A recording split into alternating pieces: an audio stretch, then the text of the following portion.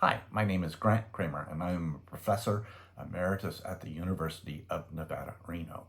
In this video, I provide the answers to the previous quiz for my plant physiology class.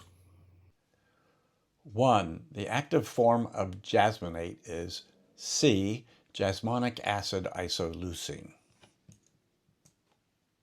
2. JAT1 transports JA across the A.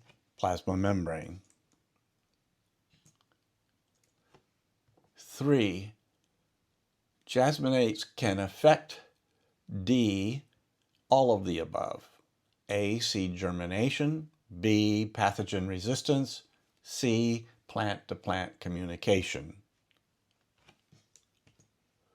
4. JA facilitates the interaction between COI1 and the answer is none of the above, because it is not JA that facilitates the interaction, it's JAILE, or jasmonic acid isoleucine, that facilitates the interaction between COI1 and JAS proteins. 5. Linolenic acid in the blank is the precursor to jasmonic acid, and the correct answer is A. plastid.